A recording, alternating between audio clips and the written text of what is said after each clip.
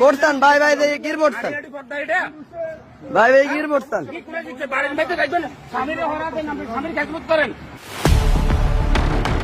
আলম ভাই আছে বাড়িতে? কিনা ভাবি কাজ করতে আছেন? আসলাম আপনার খোঁজ খবর নিতে, একটু দোয়া চাইতে। তা আপনারা হঠাৎ করে বাড়ির ভিতরে ঢুকে গেছেন গিল্লিকা, গেট নক না কইরা? আপনারা জানেন না এই টাইমে আমগো বাড়িতে কোনো পুরুষ মানুষ থাকে না, আপনারা গেট নক না করে বাড়ির ভিতরে ঢুকে পড়ছেন না?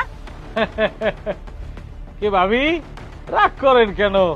আসছি তো আপনাকে খোঁজ খবর নিতে, দোয়া টোয়া নিতে। ওই কি পুতুর বউ নাকি? সুন্দরী তো দেখতে। কি হ্যাঁ, কোন এলাকা দিয়ে আনছেন ভাবি? কোন জায়গা দিয়ে আনছি তাতে আপনার মতলবটা কি? হ্যাঁ, আপনার প্রয়োজন কি? মতলব কিছু না, জিজ্ঞেস করলাম আর কি। ভাবি ভোটটা কিন্তু দিয়ে নামাগো। হ্যাঁ, আপনারা জানতো আপনার ভাইজান যে সময় বাড়িতে আইবো তখন আপনারা আইসেন ভোটের কথা কইতে, এখন যান। আমাকে কিন্তু পর ভাবতেছেন ভাবি, আপনি তো আপন মানুষই, আমাকে কিন্তু একটু দিয়েন।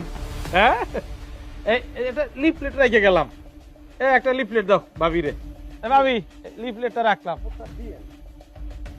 ভাবি একটু তাইলে আইসি। ওকে, আচ্ছা আচ্ছা। কি মন মানুষ রে বাবা, লজ্জা শরম বলতে কোনো কিচ্ছু নাই। জানে এই টাইমে বাড়িতে পুরুষ মানুষ থাকে না, গড়গড়ায় বাড়ির ভিতরে ঢুকে গেছে। বেহা কথাকার লোকগুলা কার আম্মা? আরে বৌমা, আমগো এলাকায় কিছু বকাইটা লোক আছে, তাদের ভিতরে এই তিনটা। আচ্ছা শাক কাটো। আমরা প্রত্যেকটা বাড়ি বাড়ি যেয়ে ভোট যাবো।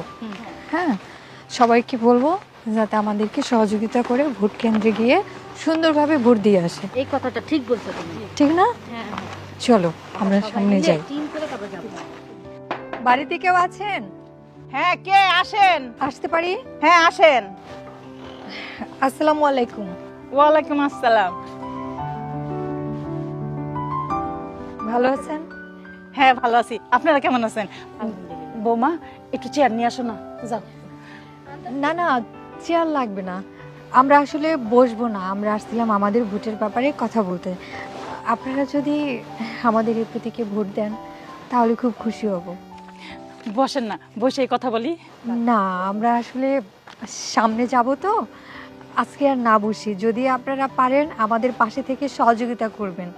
ঠিক আছে আপা, আপনারা যান, যদি কোনো সাহায্য লাগে তাহলে আমারে কইবেন, আমি লগে লগে কাজ করবো। আচ্ছা ঠিক আছে, ভালো থাকবেন, আমরা একটু সামনে যাই। হ্যাঁ, আমরা তাহলে আসি। আসসালামু আলাইকুম। ওয়ালাইকুম আসসালাম। চলো। আপা